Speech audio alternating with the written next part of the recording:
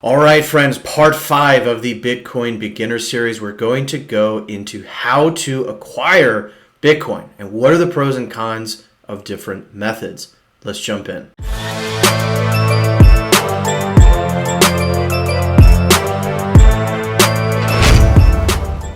All right, so there's a number of different ways to acquire Bitcoin, each of which has pros and cons. There are always trade-offs.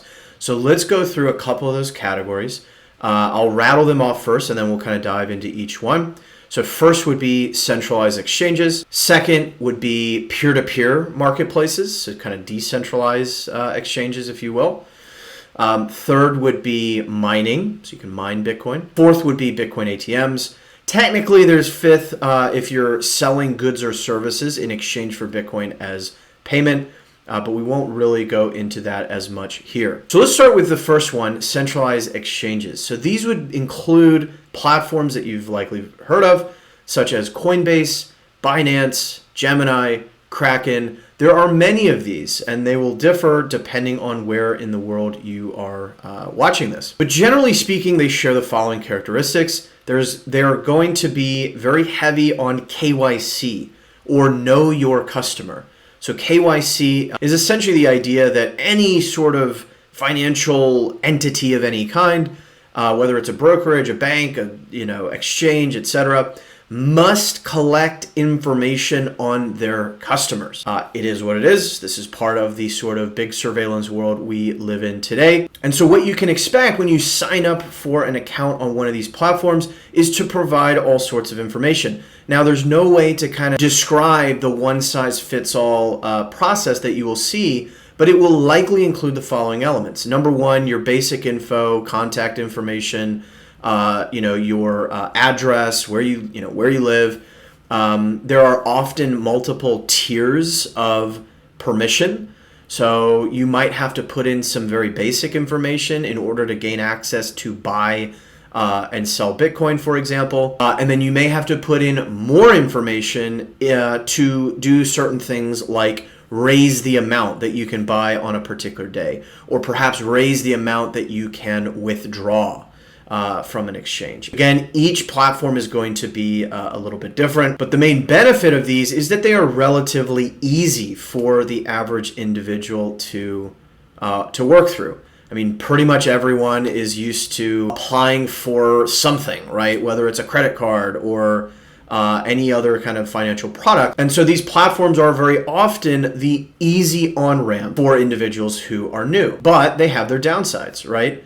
If you are in any way, shape, or form privacy-minded, you may want to think again before you use one of these options, given that there are other alternatives that don't require as much personal information for you to acquire Bitcoin. I would also note that you're going to have some exchanges that don't even allow you to withdraw. An example of this would be Robinhood currently, right? Robinhood, very, very popular app, especially with kind of millennials and below, democratizing finance and investing and markets. And they've seen a lot of success, but currently all the kind of crypto assets, including Bitcoin, you can buy and sell, but you can't actually withdraw it from the exchange. Now, they have announced that they're going to be rolling out the ability to do so, but who knows how long that will take.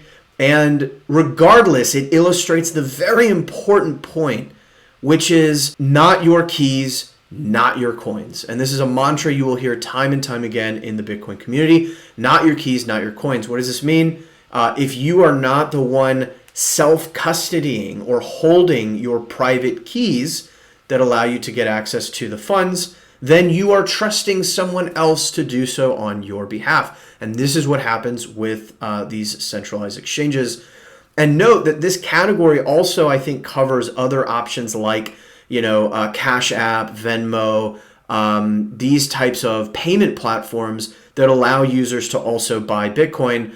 They're doing so through kind of centralized exchanges. And really the only thing that differs across these different options is the amount of personal data that you are putting in. There's a final dimension I would also highlight within this category, which is kind of Bitcoin focused versus not. And the reason this is important is all of these centralized exchanges are running a business, and their business is to get you trading as many coins as they possibly can. And so you're going to see promotions for Flocky Coin and, Cum Rocket, right? Like, you're going to see a bunch of crap that is totally useless. And, you're going to see promotions and deals, and you should be trading this and that, right? This is how exchanges make money. So just be aware that that is also the case. Now, contrast that with something like Swan Bitcoin, which is a Bitcoin only sort of exchange that also allows you to do something called dollar cost averaging, which is putting the same amount of fiat in every single week, month, day, whatever you want. And so that's a very, very nice way. I would strongly recommend something like Swan over something like Coinbase. Swan is still going to require a lot of personal kind of information because they are beholden to those sort of laws and regulations from the surveillance state. But they are Bitcoin focused, so you're never going to see kind of scam coins being pushed on you. And in the case of Swan, they allow you to automate not just your purchasing process, and the beauty about that is that it takes the emotion away. You're automatically buying the dip if you're buying every week or every day even. Not only that, though, they also allow you to automate the withdrawal of your Bitcoin from Swan to a designated address of your choosing. So again, if you're going to do anything in this realm, I would urge you to take a look at something like Swan, and there are certainly others that have a kind of strong ethos and culture behind them that are not just sort of altcoin casinos, and yet still possess the kind of easier onboarding process that you see with centralized exchanges. The other benefit, of course, of centralized exchanges is liquidity, as we will discuss in the next category. Now, I'm going to show just a very quick demonstration. I'm going to begrudgingly use Coinbase simply because I know that so many are going to be looking to use this or will use this despite any sort of warnings. I mean, look, Coinbase, it's fine. I do think there are kind of legitimate concerns about how they contribute to chain surveillance and different things like that. And again, you never want to trust any entity at all, to kind of hold your Bitcoin for the long term.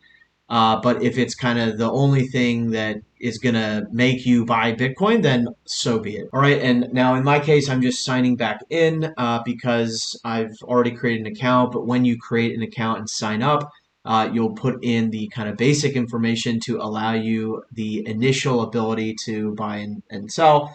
And then you would have to put in additional information in order to increase your buying limits and enable other or the sort of full functionality of the platform. You will also see this, which is two-factor authentication. And so there are very common mobile apps such as Duo or Google Authenticator that would allow you to generate these types of codes. So just be aware that this is a very common thing as well that you will likely see across all the main exchanges. So I'm just going to put my code in that I have. This is another common thing. It's saying, see that this is a new device, or, it has been a while, and it indeed has been a while. And so I'm just going to do this real quick. All right. So here you can see the Coinbase dashboard. I've got a whopping $52 portfolio balance. I didn't even think I had anything in this, so that is surprising. I don't know where this chain link would have come from, and the Bitcoin Cash was probably from the fork several years ago. Anyway, you can see that it's a pretty easy interface in the sense that you've got kind of clean design on the left, and you can see these like main buttons, right? Buy and sell. And so if you click this button, it comes up and says, okay, what do you want to buy? You want to buy Bitcoin. How much do you want to buy? You type that in, right?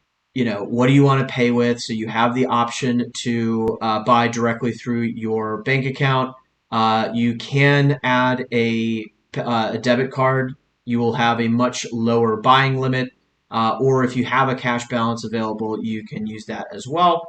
And so you could add a payment method, but that's really it, right? And so if I were to say preview buy, I'm not going to actually do this.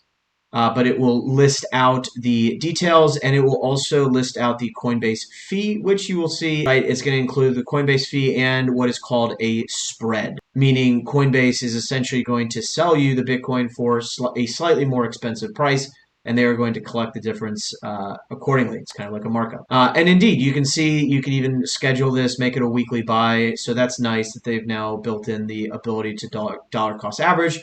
But that's it. You can see it's pretty simple, pretty easy. It's like buying a stock or really anything else.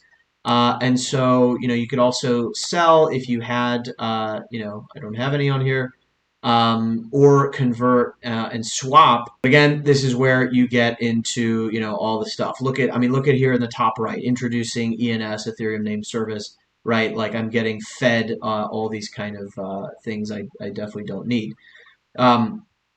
You'll also then see the send and receive button.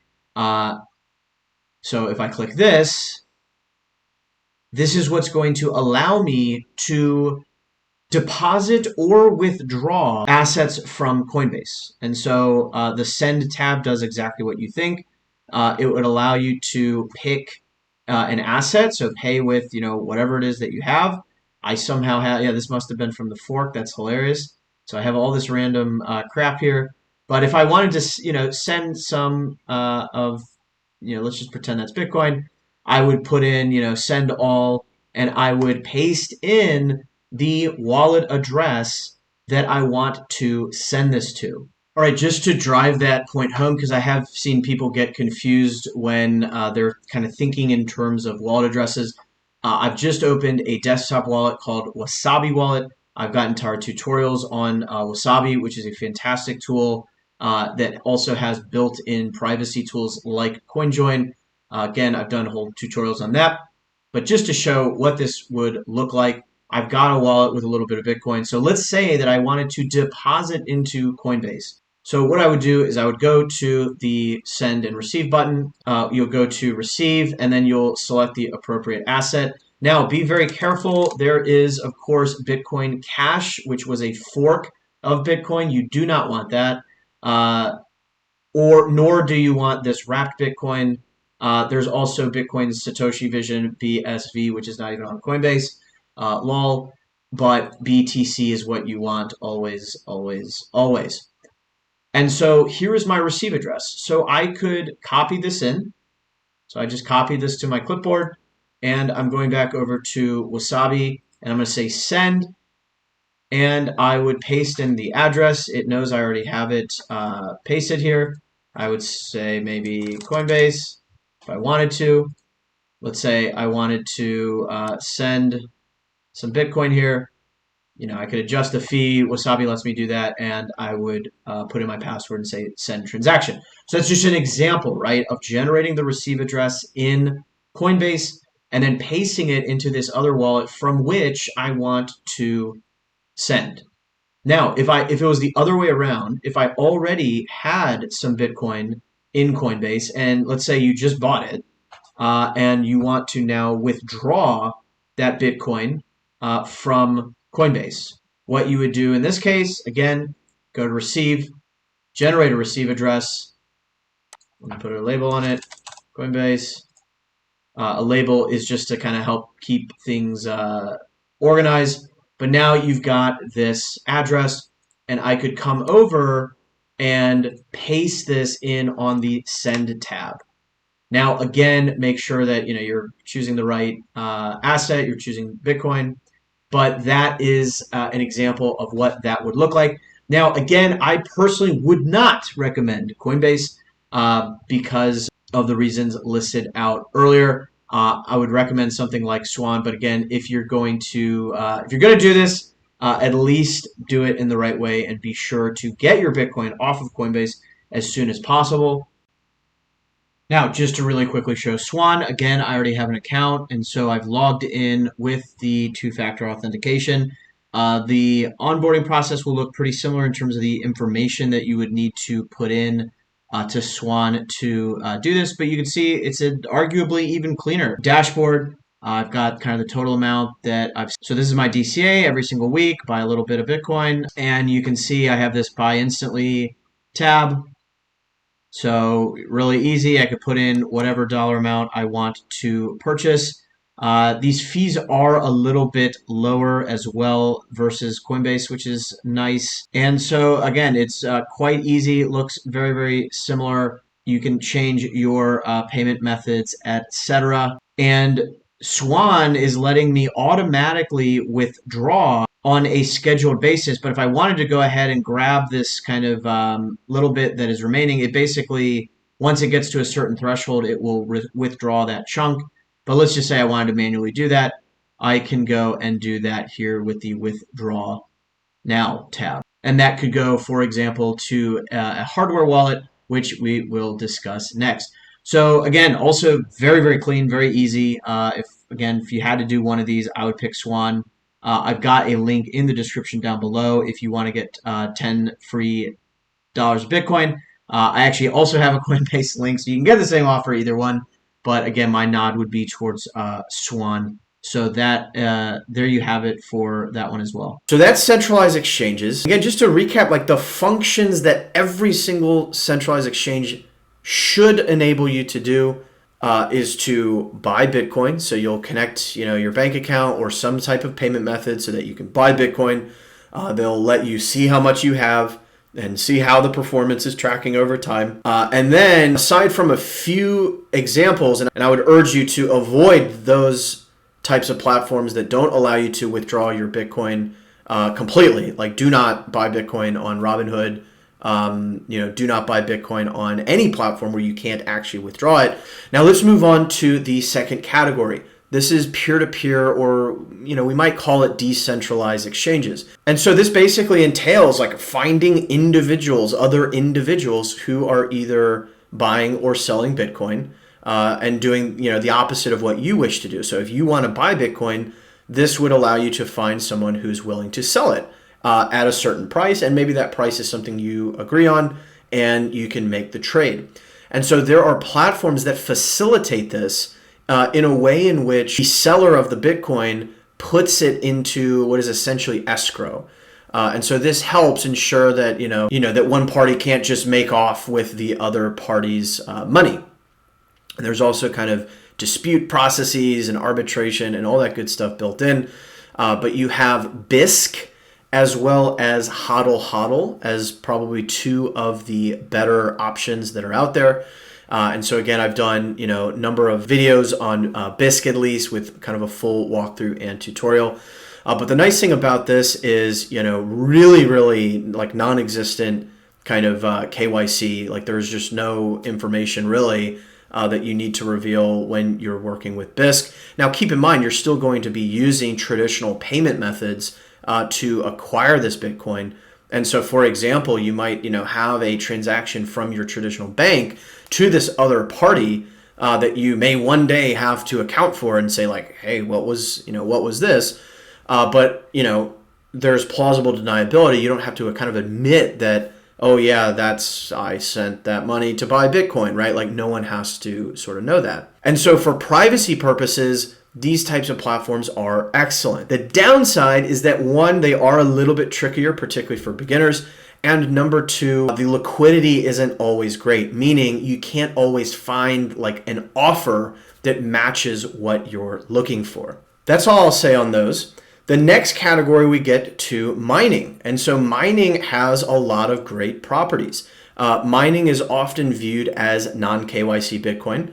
Particularly if you're running the machines at home. Those are your machines. Those are your ASICs, or application-specific integrated circuits, which are the kind of specialized computers we discussed that are used to mine Bitcoin.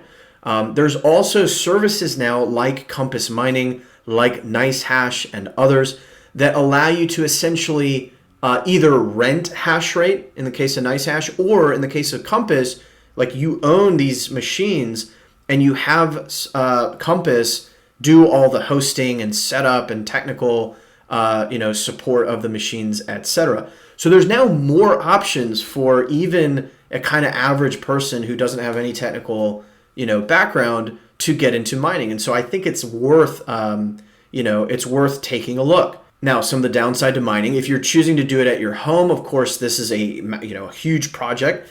These machines are definitely power intensive. They're loud. It'll sound like a vacuum cleaner. But with the right sort of setup, depending on your home and where you live, it could be a great option, especially if you're really looking to kind of maximally push on this journey for acquiring Bitcoin in as many ways as you can, and in as many ways in which you're not giving away kind of all this information. So mining fits nicely with that. Now, it should be noted that where we are in terms of supply chains currently, would potentially pose delays on either end, right? Regardless of whether you're self-hosting at your home or hosting through something like Compass Mining. And so that is definitely something to consider. I have done a video on Compass Mining where I go through kind of what that is all about, as well as some of the general kind of assumptions and heuristics you can use when thinking about, like, hey, what's the useful life on average of a miner, that we've seen historically, and et cetera. And then lastly might be something like Bitcoin ATMs. Now, there is a spectrum of this as well. A lot, I would say most ATMs now, unfortunately, do require, personal information. I did a video recently on what I am aware of as kind of one of the main, like, purely non-KYC methods to do this. But it is a bit tricky and sort of cumbersome. I think you want to do an ATM largely if you want to avoid putting personal information in. Like, an ATM should really be a non-KYC option in your mind.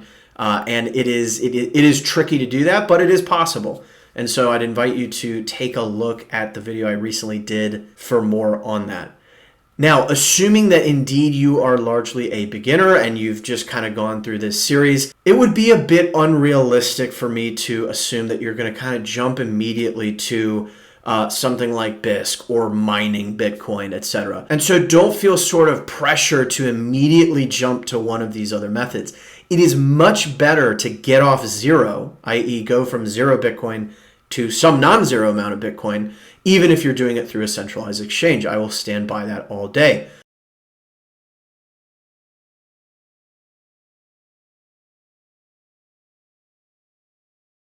But I would encourage you, at least if you're going to go the centralized route, to at least use something like Swan or something that has a very clear Bitcoin-centric ethos. And then over time, you can make incremental steps to acquire Bitcoin through some of these non-KYC means. Some of you watching this may not care at all about KYC, and for that, then you're totally fine.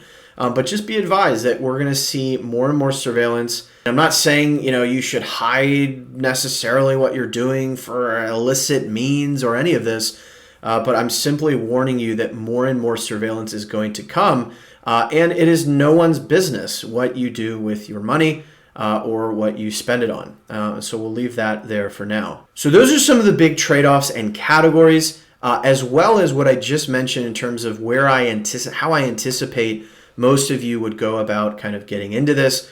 But just remember, regardless of whatever method you use, particularly for these centralized sort of exchanges, not your keys, not your coins. And so in the next section, we are going to talk about how to secure and take custody of your Bitcoin.